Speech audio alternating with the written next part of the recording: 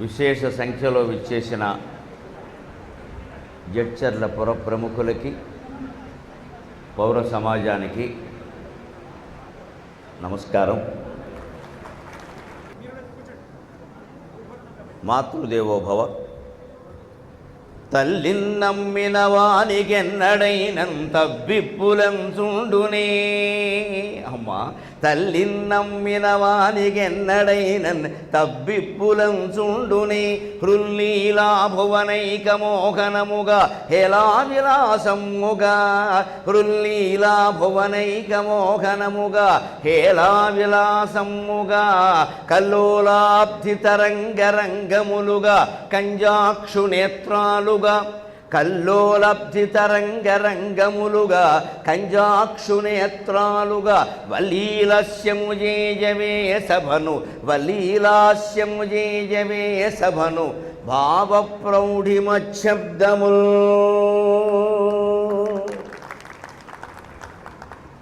మాతృదేవతను నమ్ముకున్నా, మాతృభాషను నమ్ముకున్నా, మాతృదేశాన్ని నమ్ముకున్నా వాడికి జీవితంలో ఎదురనేది ఉండదు. తల్లిని నమ్మిన వానికి ఎన్నడైనను తబ్బిబ్బులంచుండుని. ఏ గర్భంలో మనం 9 నెలలు శయనించామో, ఏ ఒళ్ళో మనం ఆటలాడుకున్నామో, పాటలు నేర్చుకున్నామో, ఆ ఒడి నుంచి బయటపడ్డాక కూడా మళ్ళీ జన్మ ముగిసే వరకు రక్షించేటువంటిది మాతాపితృ ప్రేమ. తల్లిదండ్రులను మించి మనల్ని ప్రేమించేవాళ్ళు ఈ సృష్టి మొత్తంలో మరొకరు ఉండే అవకాశం లేదు. భగవంతుడిని కూడా మనం ఎందుకు గొప్పగా ఆరాధిస్తామంటే ఆయన జగత్తుకంతటికీ తల్లి తండ్రి కాబట్టి. ఆ తల్లి తండ్రి అనే అనుబంధం లేకపోతే భగవంతుడికి మనకి అనుబంధం ఏమిటో కూడా తెలియదు.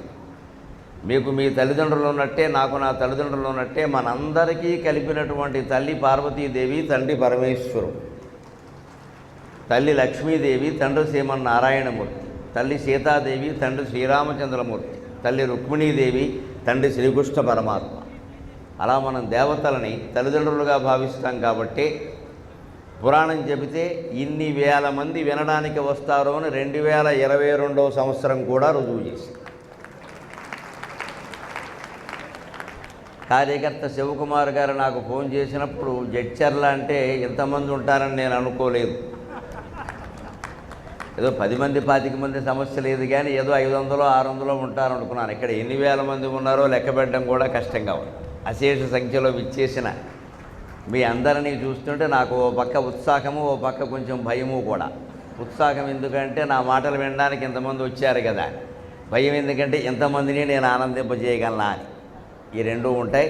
అన్నింటి నుంచి మాతృదేవత కాపాడుతుంది అని ఆశిస్తూ, కల్లోలబ్ధి తరంగరంగములుగా కంజాక్షు నేత్రాలుగా. సంసారం సాగరం అంటారు. సాగరంలో ఎప్పుడూ తరంగాలు ఉవ్వెత్తుగా లేచి పడుతూ ఉంటాయి. జీవితమేనా అంతే. అనేక రకాల సుఖాలు వస్తూ ఉంటాయి, కష్టాలు వస్తూ ఉంటాయి, సన్మానాలు జరుగుతూ ఉంటాయి, ఇబ్బందులు వస్తూ ఉంటాయి, జయాలు వస్తూ ఉంటాయి, అపజయాలు వస్తూ ఉంటాయి, స్థుతులు వస్తూ ఉంటాయి, నిందలు వస్తూ ఉంటాయి, రకరకాలు వస్తూ ఉంటాయి. వీటినే కల్లోల అబ్ధి తరంగ రంగాలు అంటారు. సముద్రంలో తరంగాలు ఎప్పుడూ ఒకలా ఉండవు. ఒకటి బ్రహ్మాండంగా పైకి లేస్తుంది, ఒకటి లేస్తుంది అనుకుంటే అంతలోనే పడుకుంటుంది. మనుషుల్లోనూ కొందరంటే ఏదో చేస్తారు అనుకుంటే ఏమీ చేయడు చివరికి, అదో తరంగం. అలాగని ఏమీ చేయడు అనుకున్నవాడు ఏదో చేసేస్తాడు, అదో తరంగం. ఇలాంటివన్నీ మన జీవితాల్లో ఉంటాయి. ఇవన్నీ ఈ కల్లోల తరంగాలన్నీ కంజాక్షు నేత్రాలుగా మారతాయి. తల్లి తండ్రిని ప్రేమించేవాడికి, మాతృదేశం మీద మాతృభాష మీద భక్తి కలిగిన వాడికి ఈ కల్లోలాబ్ధి తరంగాలు కంజాక్షు నేత్రాలుగా మారతాయి. కంజాక్షులు అంటే తామర పువ్వుల వంటి కన్నులు కలిగిన వాడు శ్రీమన్నారాయణమూర్తి. ఆయన యొక్క నేత్రాలుగా మారతాయి. అంటే ఎటువంటి కష్టాలు వచ్చినా నష్టాలు వచ్చినా భగవంతుడిని నమ్ముకున్నవాడు నిశ్చింతగా చిరునవ్వు చెదరకుండా ఆ కష్ట నష్టాలని అనుభవిస్తూ ఉంటే పోతూ ఉంటాయి కదా. అందుకని కల్లోలాబ్ధి తరంగరంగాలు కూడా కంజాక్షు నేత్రాలుగా, భగవన్నేత్రాలుగా మారి మన మీద కరుణా కటాక్షాన్ని కురిపించాలి అంటే ముందు తల్లిదండ్రుల్ని పూజించాలి, తల్లిదండ్రుల్ని ప్రేమించాలి, తల్లిదండ్రుల్ని సేవించాలి. ఆ ఒక్క నియమాన్ని మనం పాటించగలిగితే వేద సంస్కృతి అంతా మనం అనుసరిస్తున్నట్టే లెక్క. అది ఆచరణలో పెడదాం అందరం కూడా. ఇంట్లో అమ్మానాలను చూసుకోవడం మానేసి బయట ఎన్ని తీర్థయాత్రలు చేసినా, ఎంతమంది కోసం, ఎంత దేశానికి ఎంత సేవ చేశామన్నా అదంతా వృధా అయిపోతుంది. చేయవలసిన ధర్మం చేయకుండా ఇంకేం చేసినా దండగే. అది చేయవలసిన ధర్మం ముందు ఇంట్లో అమ్మా నాన్నలను చూసుకోవడం, మన కుటుంబానికి మనం బాధ్యత వహించడం. అందుకని ఆ బాధ్యత వహించకుండా బయట ఎంతమందికి ఏ సేవలు చేసినా, ఎన్ని తీర్థయాత్రలు చేసినా, రకరకాల ఎంతమంది కోసం ఎన్ని త్యాగాలు చేసినా అవన్నీ వృధా అయిపోతాయి. అందుకని అది ముందు మనం గమనిద్దాం. అటువంటి నమ్మకం కనుక ఉంటే హృల్లి ఇలా భువనైకమోహనముగా హెలా విలాసముగా, ఎంతమంది వచ్చారు, ఎంతమంది వింటున్నారు, ఎంతమందిని నేను ఆనందింపజేయగలను అనేటువంటి భయం లేకుండా హేలా విలాసముగా, ఒక శివుడు తాండవమాడినట్టుగా, పార్వతీదేవి లాస్యం చేసినట్టుగా, నారాయణమూర్తి మురియుచు మృదంగం వాయించినట్టుగా, దేవేంద్రుడు మురళి వాయించినట్టుగా ప్రసంగం నడిచిపోతుంది. ఆ నమ్మకం నాకు ఉంది. ఆ నమ్మకంతోనే మీరు కూడా ఇక్కడికి వచ్చారు. అలాగా వల్లీలాస్యము చేయవే సఫనం, ఒక పూల తీగ గాలికి సహజంగానే నాట్యం చేసినట్టుగా నాకు ఈ సభాసదులందరినీ ఆనందింపజేసేసినటువంటి శక్తిని ఇవ్వవమ్మా అని మా అమ్మని, మా నాన్నగారిని ప్రార్థన చేస్తూ సభని ప్రారంభిస్తూ ఉన్నాం. ముఖ్యంగా ఈరోజు ఈ ప్రాంతానికి ప్రత్యేకించి జడ్చర్ల రావడం నాకు మహదానందం కలిగించింది. నేను కేవలం ఏదో మీరు మెచ్చుకుంటారని, చప్పట్లు కొడతారని చెప్పడం లేదు. 4 రోజుల క్రితం పత్రికల్లో వార్త మీరు ఎంతమంది చూశారో తెలియదు. నేను చూసి చాలా ఆనందించి ఈ ప్రాంతానికి వెడుతున్నందుకు నా జన్మ పవిత్రమైంది అనుకున్నాను. ఇక్కడ ఉన్న బూర్గుల రామకృష్ణారావు ప్రభుత్వ డిగ్రీ కళాశాలకు అనుబంధంగా ఉన్న బొటానికల్ గార్డెన్స్కి అనుబంధంగా ఉన్న హెర్బేరియం ఇవాళ యునెస్కో వారి గుర్తింపు పొందింది, ఐక్యరాజ్య సమితి వారి గుర్తింపు పొందింది. 2500 అరుదైనటువంటి మొక్కల జాతుల్ని ప్రపంచంలో ఎక్కడెక్కడి నుంచో బీజప్రాయంగా ఉన్న వాటిని తెప్పించి ఇక్కడ సంరక్షిస్తూ ఉన్నారు. అంచేత సృష్టి అంతా ఏదైనా కారణం వల్ల ప్రళయం వచ్చినా జడ్చర్ల కారణంగా మళ్ళీ పునఃసృష్టి జరుగుతుంది. అందులోనే 50 అరుదైన జాతులు, అంటే అంతరించిపోయే మొక్కల జాతులు కూడా ఉన్నాయట. నాకు అనుమానం ఏమిటంటే అందులో తెలుగు భాష కూడా ఉండి ఉంటుంది. కాస్త చూడండి. చాలా జాగ్రత్త పడకపోతే ఈ భాషకు కూడా అరుదైగా అంతరించేటువంటి పులుల జాతిలాగా, సింహాల జాతిలాగా, మొక్కల జాతిలాగా అటువంటి ప్రమాదం పట్టబోతోంది. ముందు మనం ఆ జాగ్రత్త పడాలి. ఏదో భయపెట్టడం కోసం చెప్పట్లేదు, కానీ పరిస్థితి భయపడే విధంగానే ఉంది.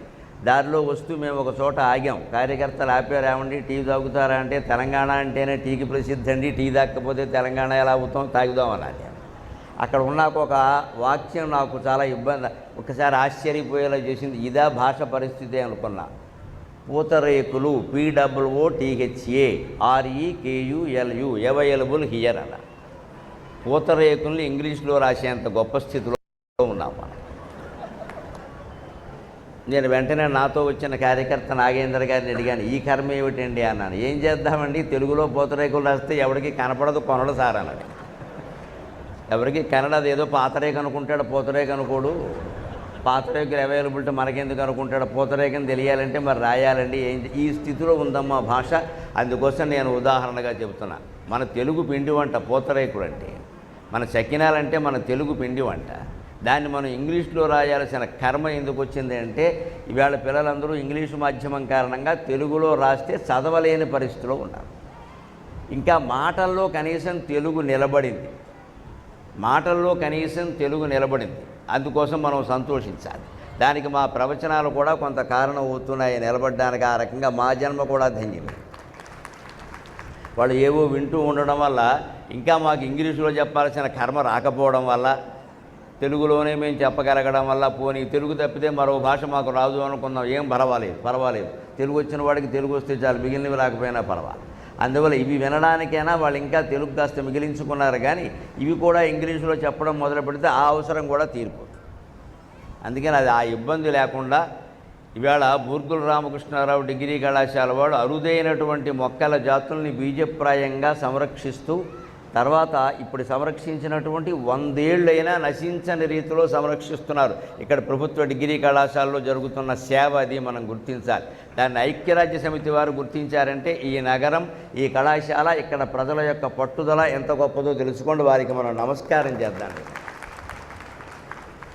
అటువంటి కళాశాలని అక్కడ విద్యా విధానాన్ని మనం ప్రోత్సహించాలి. అలా ప్రభుత్వ విద్యా విధానాన్ని మనం చేరితే అది బాగుపడుతుంది. దానికి ఏముంది, తల్లిదండ్రులందరూ ఒక సంఘంగా ఏర్పడి ఏదో నెలలకో 2 నెలలకో ఒకసారి వెళ్ళి ఏం జరుగుతుందని అడిగితే బాగుండదా?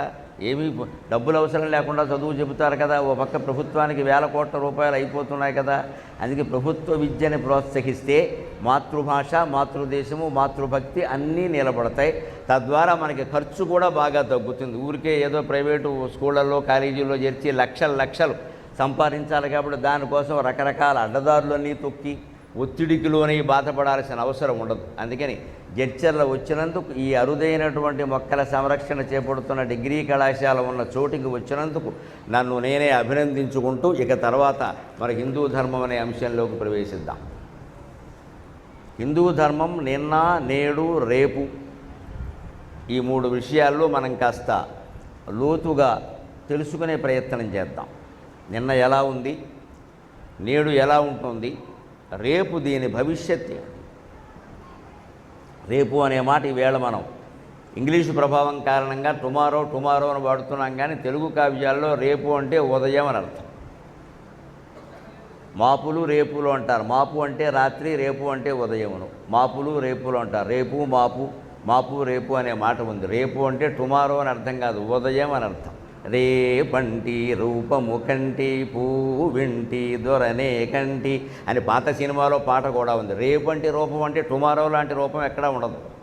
టుమారో రూపం, ఎస్టర్డే రూపం ఉండవు. రేపు అంటే ఉదయిస్తే ఆ ఉదయకాలం ఎంత అందంగా ఉంటుందో ఆ రూపం అంత అందంగా ఉందని అర్థం అని పూర్వకాలపు సినిమా పాటలు ఆయన సముద్రాలో ఎవరో కానీ మహానుభావుడు ఆయన రాశాడు. రేపంటి రూపము కంటి ఆ మాట కావ్యాల్లో ఉండిపోయింది, మర్చిపోయాం మనం. అందుకని రేపు అనగానే ఉదయం అని అర్థం. కానీ ఈవేళ మనం చెప్పుకోబోయేది భవిష్యత్తు. ముందు ఇది చెప్పుకొని అది ఎలా ఉంటుందో చూద్దాం. ఏమిటి వైదిక ధర్మ రహస్యం, హిందూ ధర్మ రహస్యం, ఎందుకు ఎన్ని దెబ్బలు తగిలినా, విదేశీయుల దాడులు జరిగినా, ఎన్ని రకాల మార్పిడులు కుప్పనూర్పిళ్ళు జరుగుతూ ఉన్నా సరే ఈ ధర్మం ఇంతకాలం ఎందుకు నిలబడి ఉంది అంటే మనిషి జీవితంలో ఉండే బలంతో పాటుగా బలహీనతను కూడా అర్థం చేసుకున్న ఏకైక ధర్మం హిందూ ధర్మం. బలం కాదు, బలహీనతను కూడా. మనుషులు ఏది చెయ్యగలరు, ఏది చెయ్యలేరు, చెయ్యలేని దాన్ని సులువుగా ఎలా చేయొచ్చో చెబుదాం, మొత్తం మానేయకుండా. అందుకని కఠినమైన ఆచారాలు ఎక్కడా మన హిందూ ధర్మంలో ఉండవండి. చాలా ఒకవేళ ఏదైనా కాస్త కఠినంగా ఉన్నా దాన్ని సులభం చేస్తారు, దాన్ని సులభతరం చేస్తారు. అయ్యా మీరు అర్థం చేసుకోండి, కాస్త ఇలా చేయొచ్చు, ఇదిగో మీరు ఏదో కాస్త ఇబ్బంది పడుతున్నారా, మీకు ఏమైనా అవయవాలు లోపం ఉందా కాబట్టి ఈ ఆచారం ఇలా చేసుకోండి, కాళ్ళు లేవు చేతులు లేవు ఎలా చేస్తారు, లేదా కళ్ళు సరిగ్గా కనపడాలా ఎలా చేస్తారు, ఇలా చేసుకోండి, లేదా 70 ఏళ్ళు వయసు వచ్చింది ఇలా చేసుకోండి అని మనిషి బలంతో పాటుగా బలహీనతను కూడా అర్థం చేసుకుని ఈ రకంగా మీరు ధర్మార్థ కామాల ద్వారానే మోక్షాన్ని పొందొచ్చు అని చెప్పినటువంటి ఏకైక ధర్మం హిందూ ధర్మం.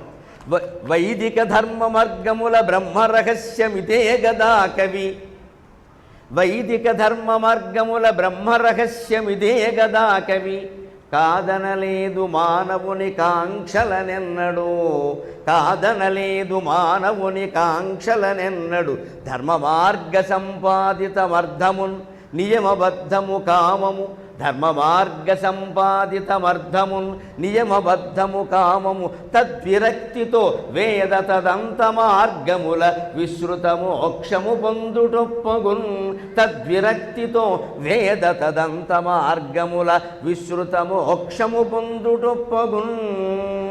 వైదిక ధర్మంలో ఉండే రహస్యాన్ని గురించి సాగరకోశ కావ్యంలో నేను రాసినటువంటి పద్యం ఇది. వైదిక ధర్మ మార్గముల బ్రహ్మ రహస్యమిదే గదా కవి.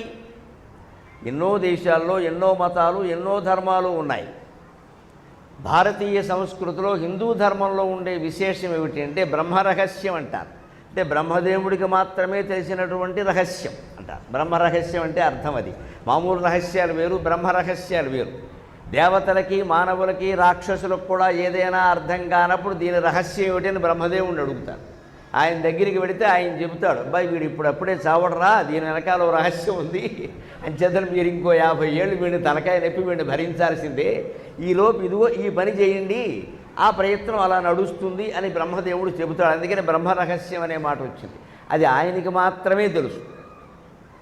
పిల్లల యొక్క రహస్యాలన్నీ వాళ్ళ జన్మకి పుట్టుపూర్వోత్తరాలకి ఆరోగ్యాలకి అనారోగ్యాలకి సంబంధించిన రహస్యాలని తల్లిదండ్రులకు తప్ప మరొకరికి తెలియవు కదా ఎక్కువగా అంత లోతుగా. అలాగే సృష్టికి సంబంధించిన అందరు జీవుల రహస్యాలు బ్రహ్మదేవుడికి తెలిసినట్టుగా మరొకరికి తెలియవు. అందుకని బ్రహ్మ రహస్యం అంటారు. వైదిక ధర్మంలో కూడా బ్రహ్మ రహస్యం ఏమిటంటే కాదనలేదు మానవుని కాంక్షలనెన్నడు. ఎప్పుడూ మనిషికి ఉండేటువంటి కోరికలని కాదు అని అనలేదు. వైదిక ధర్మంలో విశేషం అది. ఈ కోరిక తప్పు, ఇది ఉండడానికి వీల్లేదు, ఈ మాట ఉండడమే తప్పు, అసలు కామవాంఛ అనేది మనిషికి పనికిరాదు, ఆ మాటే మాట్లాడడానికి వీల్లేదు అని చెప్పలేదు. 25 ఏళ్ల వరకు పెళ్లి కానంత వరకు బ్రహ్మచర్యం పాటించడం ఎంత కర్తవ్యమో, పెళ్ళయిన తర్వాత స్త్రీ పురుషుల కామవాంఛల్ని ధర్మబద్ధంగా తీర్చుకోవడం కూడా అంతే కర్తవ్యమని చెప్పినటువంటి ఏకైక జాతి భారత జాతి, ఏకైక ధర్మం హిందూ ధర్మం. ఇదే మనిషి సహజ లక్షణాన్ని గమనించడం అంటే. అన్నం తినకుండా, లైంగిక వాంఛలు తీరకుండా, ఏవో భావోద్వేగాలు లేకుండా ఎలా ఉంటారండి? ఎవరూ ఉండలేరు. ఏ జంతువు ఉండలేదు, ఏ మనిషి ఉండలేడు. ఉండని, అన్నీ ఉండని, ఏమీ పర్వాలా. కామవాంఛ ఉండని, డబ్బు సంపాదించుకో హాయిగా, మాకేం అభ్యంతరంలా, ఊరికే పేదవాళ్ళ బతకమని మేము అనడం లేదు ఇక్కడ. అన్నీ ఉండని. కానీ ధర్మం, అర్థం, కామం, మోక్షం 4 ఉన్నాయనే విషయం మర్చిపో. కాదనలేదు మానవుని కాంక్షలని అన్నాడు. అసలు కోరిక ఉండడమే దోషం అని చెప్పలేదండి. కోరిక ఉండని, ఆ కోరిక ఎలా ప్రయాణిస్తుందో చూసుకో సరిగ్గా, ఎలా ముందుకెడుతోంది. కోరిక అంటే కామం. కామక్రోధ లోభ మోహ మద మాత్సర్యాల్లో కామం అంటే కోరిక. ఇవి 6 అంటాం కదా మనం శత్రువుల కింద, అరిషడ్ వర్గం అంటాం. నిజానికి 6 కాదండి, 3 జతలు. కామం, మోహం, క్రోధం, మదం, లోభం, మోహం. సరిగ్గా జతపరుచుము అంటారే, మ్యాచ్ ది ఫాలోయింగ్. మధ్యలో ఒక గీత గీసి ఇటుపక్క కామము, క్రోధము, లోభము రాసి వాటి ఎదురుగా సరిగ్గా కామానికి ఎదురుగా మోహం, క్రోధానికి ఎదురుగా మదం, అలాగే లోభానికి ఎదురుగా మాత్సర్యం అనేది రాస్తే 3 శత్రువులే అన్న విషయం, 3 శత్రువులే అన్న విషయం అర్థమవుతుంది బాగా. ఎలాగా? కోరిక ఉంది, ఆ కోరికను కోరిక స్థాయిలోనే అట్టి పెడితే మనకి ఏ ఇబ్బంది ఉండదండి, అనారోగ్యాలు కూడా కలగవండి.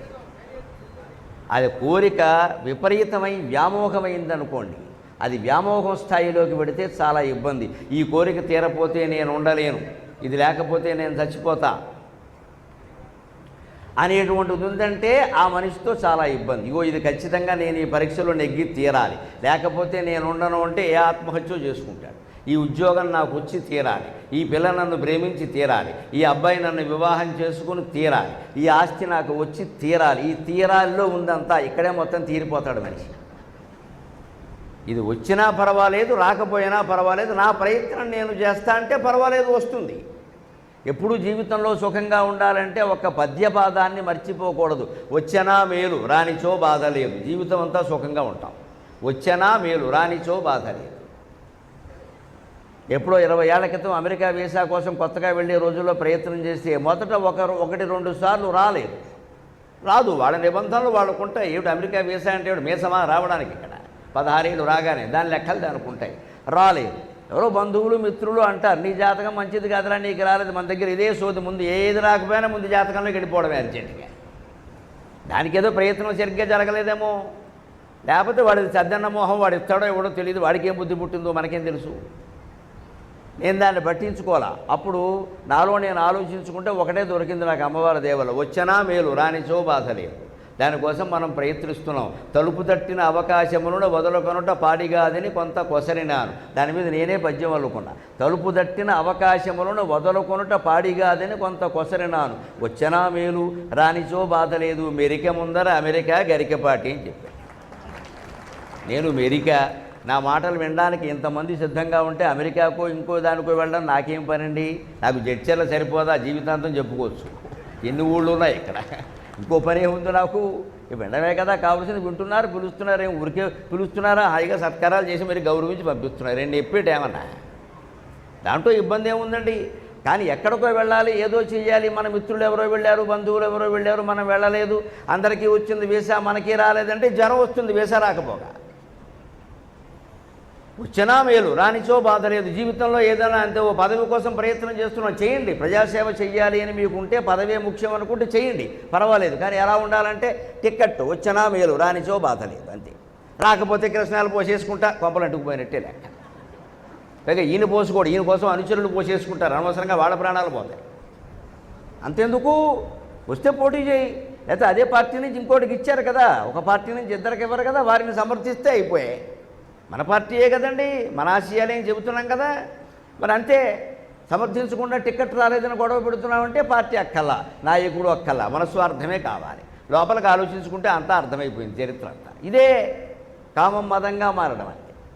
అలాగే కామం మోహంగా మారడం అంటే. క్రోధం మదంగా మారడం. కోపం వస్తుంది, తప్పులేదు, ఒక్కోసారి మందలించకపోతే పనులు నడవండి ఇక్కడ. కానీ వెంటనే వదిలేయాలి, తాటాకు మంట అంతే, వదిలేయాలి వెంటనే. ఇప్పుడు కుంపట రాజేసినట్టుగా ఉండకూడదు, మనకే అనారోగ్యం అది. లేకపోతే మదం అయిపోతుంది. దుర్యోధనుడు అసలు అక్కడ ఏదో జారి పడ్డాడు, వాడు చూసుకోవాలి, ఎవడేం చేస్తాడు అక్కడ, జారి పడద్దు అని బోర్డు పెడతారు ఏమిటి మైసభలో, అది అసలే మైసభ.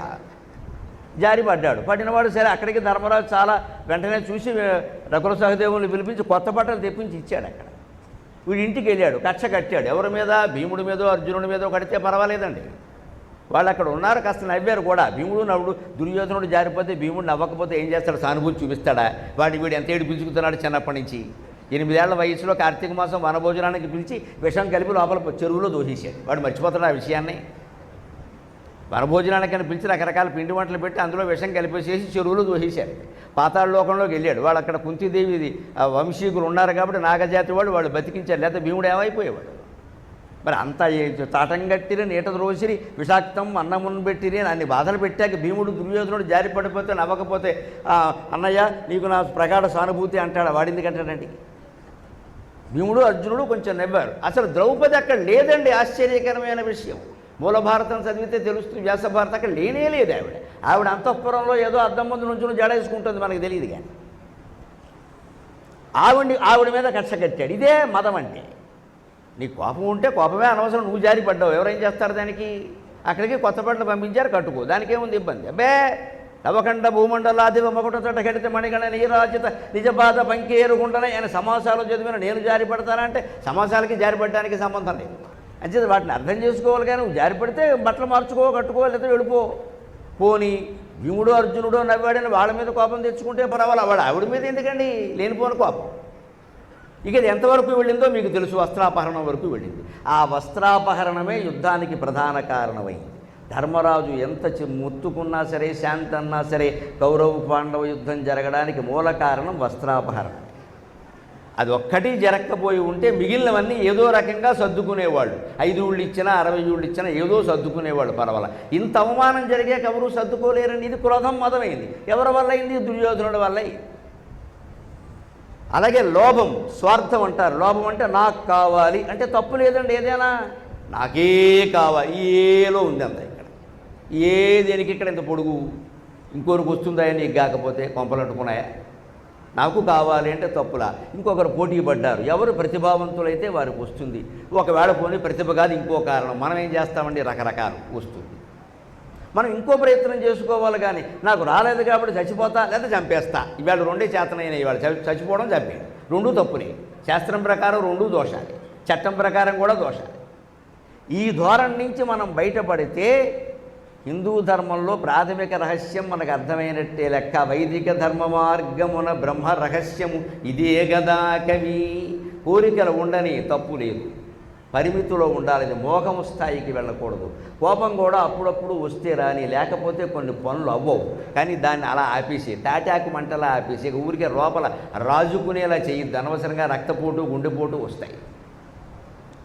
అలాగే స్వార్థం మనిషికి ఉంటుంది. ప్రతి మనిషికి తన దేహాన్ని గురించిన స్వార్థం ఉండదా? ఆరోగ్యం మనం చూసుకోవడం తప్ప, కనీస కోరికలు తీర్చుకోవడం తప్ప కాదని ఎవరంటారండి?